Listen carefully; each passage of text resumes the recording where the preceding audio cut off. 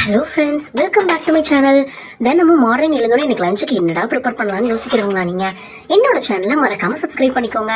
என்னோட lunch boxes regular வீடியோஸை நான் உங்களுக்காக அப்லோட் பண்ணுறேன் வித் சிம்பிளான ரெசிபியோட. இன்றைக்கி என்ன ரெசிபி பண்ணேன்னு பார்க்கலாமா? வாங்க பார்க்கலாம். அதுக்கு ஃபஸ்ட்டு அடுப்பில் ஒரு பேன் வச்சுட்டு அதுக்கு தேவையான எண்ணெய் ஆட் பண்ணிக்கிட்டேங்க. எண்ணெய் நல்லா காஞ்சதுக்கப்புறம் கொஞ்சமாக கடுகு, கருவேப்பிலை, நான் கிள்ளி வச்சுருந்தேன் 2 வத்தலையும் ஆட் பண்ணிக்கிட்டேன். உங்களுக்கு காரத்துக்கு தகுந்த மாதிரி நீங்கள் எப்போவுமே ஆட் பண்ணிக்கோங்க.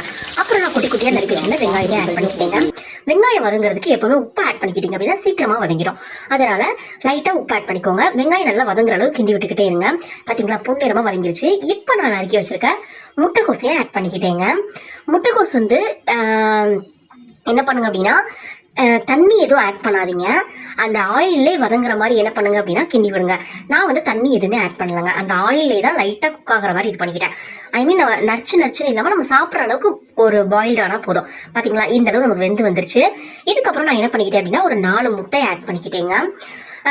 முட்டை வந்து நீங்கள் என்ன பண்ணுங்க அப்படின்னா உங்களோட ரைஸ்க்கும் இந்த முட்டைக்கோஸுக்கும் தகுந்த மாதிரி அளவில் நீங்கள் 2, 3 அந்த மாதிரி பார்த்து எடுத்துக்கோங்க. நான் வந்து 4 முட்டை ஆட் பண்ணிக்கிட்டேன். முட்டைக்கு லைட்டாக தனியாக உப்பு ஆட் பண்ணிவிட்டு கொஞ்சமாக மஞ்சள் தூளுங்க ஆட் பண்ணிவிட்டு நல்லா கிண்டி விடுங்க.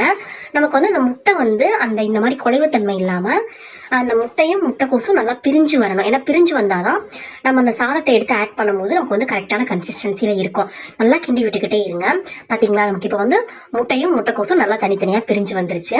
இப்போ நான் என்ன பண்ணிக்கிட்டேன் அப்படின்னா நான் தனியாக சாதம் வடிச்சு வச்சுருந்தேங்க. அந்த சாதத்தை வந்து எனக்கு தேவையான அளவு, அதாவது இந்த முட்டைக்கோஸ் அளவுக்கு இவ்வளோ சாதம் போட்டால் தான் கரெக்டாக இருக்கும் அப்படிங்கிற மாதிரி அளவுக்கு நான் எடுத்துக்கிட்டேன். அதில் கொஞ்சமாக பெப்பர் பொடி, ஏன்னா 2 வத்தல் எடுத்துருந்தாலும் காரம் கொஞ்சம் கம்மியாக இருந்துச்சுங்க. அதனால் லைட்டாக நான் ஃபைனலாக பெப்பர் பொடி ஆட் பண்ணிக்கிட்டேன்.